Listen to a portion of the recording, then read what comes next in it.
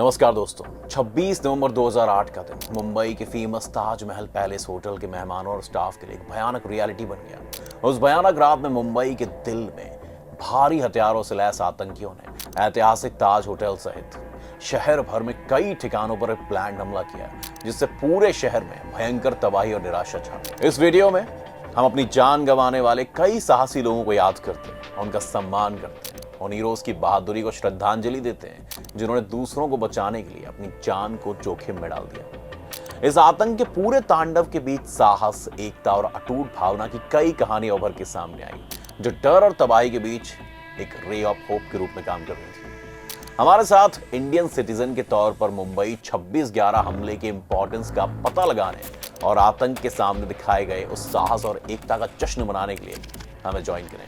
मुंबई ताज हमला, जिसे अक्सर 26/11 के रूप में जाना जाता है, इंसानियत के पूरे इतिहास में आतंकवाद के वहशीपन की एक डरावनी याद के रूप में मौजूद है। यूं तो उस दुखद घटना को 15 साल हो गए, लेकिन आज भी कई लोगों के मन में उस भयानक हमले के घाव हरे, क्योंकि हमला सिर्फ मुंबई पर नहीं बल्कि पूरी दुनिया पर था। आतंकवादियों ने अपने हमले की शुरुआत एक मछली पकड़ने वाली इंडियन बोट पर कब्जा करके की और इसके बाद उस बोट पर सवार 5 लोगों को मौत के घाट उतार दिया। इस पूरे इंसिडेंट की शुरुआत हुई 26 नवंबर को रात लगभग 8 बजे, जब 10 हथियारबंद आतंकवादियों का एक ग्रुप कोलाबा में 2 अलग अलग पॉइंट्स पर इन्फ्लेटेबल स्पीड बोट में सवार होकर पहुंचा। जब लोकल मराठी मछुआरों से इनका सामना हुआ तो उन्होंने आतंकवादियों की पहचान के बारे में पूछताछ की, लेकिन हमलावरों ने क्या किया, अलग अलग डायरेक्शंस में तितर-बितर होने से पहले मछुआरों को अपने काम से काम रखने की सख्त हिदायत दी। तुरंत ही मछुआरों ने अधिकारियों को रिपोर्ट दी, लेकिन पुलिस का रिएक्शन, भैया आप जानते ही हो, हमारे कंट्री की पुलिस का रिएक्शन बहुत धीमा था।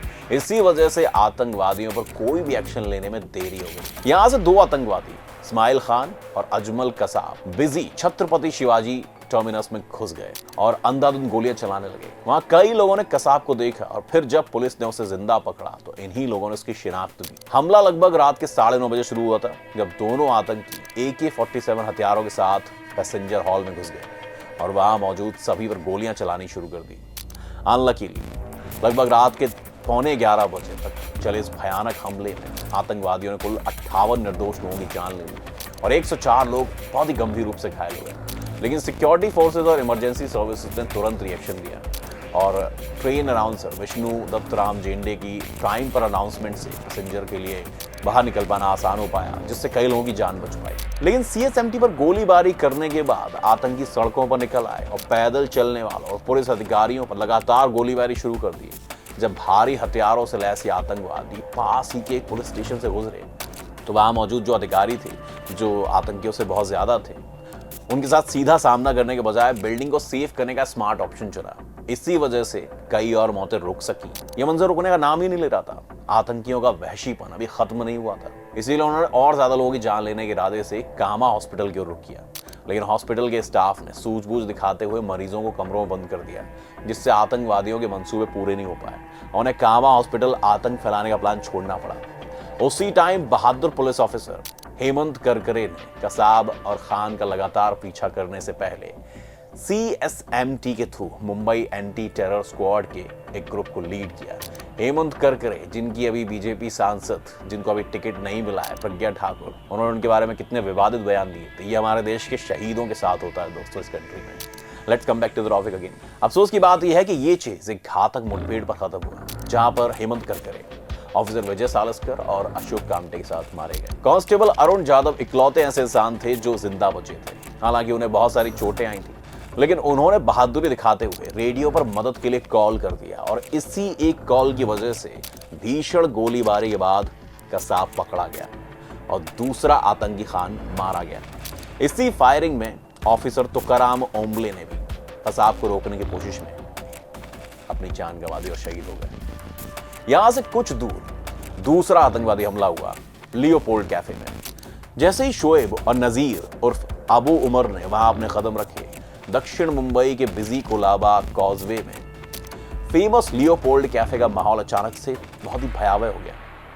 26 नवंबर को रात 9:30 बजे से 9:48 तक हुए इस हमले में 10 लोग मारे गए, जिनमें से कुछ विदेशी टूरिस्ट थे और कई लोग बेतहाशा चलती गोलियों से घायल भी हो गए। इसके अलावा 2 टैक्सियां भी इन हमलावरों के निशाने पर थी। इन 2 बम धमाकों ने मुंबई को हिला के रख दिया और कई लोगों की मौत हो गई। पहला विस्फोट रात को 10:40 पर विले पार्ले में हुआ और इसमें ड्राइवर और एक पैसेंजर की मौत हो गई। इसके तुरंत बाद 10:20 और 10:25 के बीच वाडी बंदर में दूसरा धमाका हुआ। इसमें कैब ड्राइवर समेत 3 लोगों की मौत हुई और लगभग 15 दूसरे लोग घायल हो गए। यहाँ जिन 4 जगहों पर नजर रखी जा रही थी उनमें से 2 ताजमहल पैलेस होटल और ओबेरॉय ट्राइडेंट थे। ताज में 6 विस्फोट हुए जिससे लॉबी, लिफ्ट और किचन तबाह हो गए, जबकि ओबेरॉय ट्राइडेंट में 1 धमाका हुआ। पहली रात के दौरान फायर फाइटर्स ने बहुत ही बहादुरी से ताज की खिड़कियों में फंसे 200 बंधकों को सीढ़ियों की मदद से बाहर निकालने का काम पूरा किया। लेकिन 27 नवंबर 2008 को CNN की पहली रिपोर्ट में कहा गया कि ताज में फंसे लोगों की समस्या का समाधान हो गया है।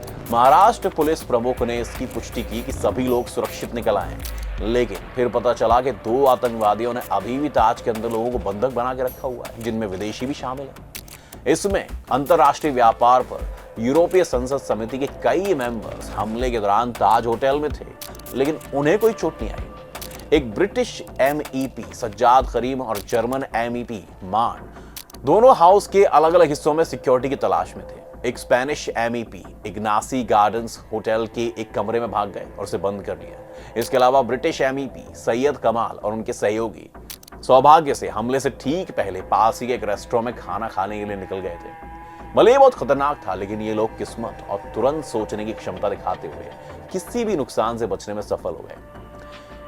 कमाल ने यह भी कहा कि पॉलिश MEP जान मसीहल, जिनके बारे में पहले सोचा जा रहा था कि वो इस हमले के दौरान अपने होटल के कमरे में थे, बाद में इमारत से सुरक्षित निकाल लिए गए थे। कमाल और गार्डियन ने यह भी बताया कि हंगेरियन MEP के एक सहायक को गोली मार दी गई थी, जबकि मैड्रिड की प्रेसिडेंट एम्पेरेजा इगुरे ने ओबेरॉय ट्राइडेंट में चेक इन किया तो वो गोलियों का शिकार हो गई।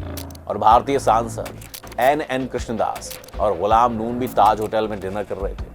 वहीं उस रात ताज में खाना खाने गए अरबपति बिजनेसमैन गौतम अडानी ने भी रात के लिए होटल की बेसमेंट में शरण ली थी। हमलों के दौरान रैपिड एक्शन फोर्स के जवानों, मरीन कमांडो यानी मार्कोस और राष्ट्रीय सुरक्षा गार्ड NSG ने दोनों होटलों को घेर लिया और आतंकवादियों के साथ कम्युनिकेशन को रोकने के लिए टेलीविजन और ब्रॉडकास्टिंग को रोक दिया गया। सिक्योरिटी फोर्सेज ने होटल पर हमला करना शुरू कर दिया और इसी एक्शन की वजह से 29 नवंबर की सुबह तक सभी 9 हमलावरों को मार गिराया गया। लेकिन दुख की बात यह है कि ताज में साथी कमांडो सुनील यादव को बचाते समय NSG के मेजर संदीप उन्नी कृष्णन को गोली लग गई। यहां भी 32 सिविलियन मारे गए। इसके बाद NSG एक नेवी हेलीकॉप्टर के साथ एयर इंस्पेक्शन करते हुए नरीमन हाउस चले गए। पहले दिन 9 सिविलियंस को बचाया गया। उसके बाद अगले दिन एक ड्रामेटिक हमला हुआ जिसमें स्नाइपर्स की गोलीबारी के बीच कमांडो तेजी से छत पर चढ़ गए, लेकिन NSG commando sergeant Gajendra Singh Bisht आतंकवादियों के साथ युद्ध में शहीद हो गए। NSG ने शुरू में ये माना कि ताज पैलेस और टावर्स को क्लियर कर लिया गया है, जिससे सिविलियंस को बचाया जा सके और मरने वालों की संख्या में कमी आई है। हालांकि बाद में जो रिपोर्ट्स आई उसमें होटल में विस्फोटों और गोलियों की गूंज के साथ वहां मौजूद खतरे का पता चला। NSG ने 29 नवंबर को ताज पैलेस होटल में ऑपरेशन को सक्सेसफुली पूरा किया और 300 लोगों को बचाया। इसके अलावा उन्होंने ओबेरॉय से 250 और नरीमन हाउस से 60 लोगों को बचाया। पुलिस ने मुंबई हार्बर के मझगांव गोदी के पास हथियारों और विस्फोटकों से भरी एक नाव को भी रोका, जिससे आगे के पॉसिबल हमलों को नाकाम कर दिया गया। इस बात के कई सबूत हैं कि पाकिस्तान में बैठे लश्कर-ए-तैयबा के आतंकवादियों ने मुंबई हमले की योजना बनाई थी। इन भयानक आतंकवादी हमलों को अंजाम देने में मदद करने के लिए पाकिस्तान को जिम्मेदार ठहराया जाना चाहिए। हालांकि उन्होंने कहा है कि वो मदद करेंगे, लेकिन पाकिस्तानी अधिकारियों ने अपराधियों या उनकी मदद करने वाले लोगों के खिलाफ कोई कार्रवाई नहीं, इसलिए वो पाकिस्तानी जमीन से बेखौफ तरीके से काम कर सकते हैं। लश्कर ने कराची और थट्टा में मौजूद कैंपस से हमलों की योजना बनाई थी और इसके लिए पैसे का इंतजाम किया। इससे पता चलता है कि पाकिस्तान दुनिया को आतंकवादियों के लिए सुरक्षित ठिकाना बनाने में मदद कर रहा था। इस बीच ये फैक्ट कि पाकिस्तानी अधिकारियों द्वारा 7 लोगों पर आतंकवादी ग्रुप्स में शामिल होने का आरोप लगाया गया था। यह दिखाता है कि आतंकवादी ग्रुप्स और पाकिस्तानी सरकार के कुछ हिस्सों के बीच बहुत ही गहरे संबंध हैं। डेविड हेडली जैसे पाकिस्तान और अमेरिका दोनों में जड़ें रखने वाले लोग हमलों की योजना बनाने में बहुत शामिल थे, जिससे पता चलता है कि इस साजिश में 1 से ज्यादा देशों के लोग शामिल थे, सिर्फ अकेला पाकिस्तान नहीं। अब आपकी बारी है इस भयानक हादसे में मारे गए लोगों को याद करने की। वीडियो को लाइक करें और उन लोगों के साथ शेयर करें जो 26/11 के बारे में नहीं जानते। आतंकवाद से पीड़ित लोगों को याद करने के लिए ऐसा करें और जिम्मेदार लोगों को जवाबदेह ठहराने की मांग करें। वीडियो आपको कैसा लगा हमें कमेंट करके जरूर बताएं और ऐसे ही कंटेंट देखने के लिए हमारे चैनल को सब्सक्राइब जरूर करें। Thanks for watching. मेरा नाम गगन है।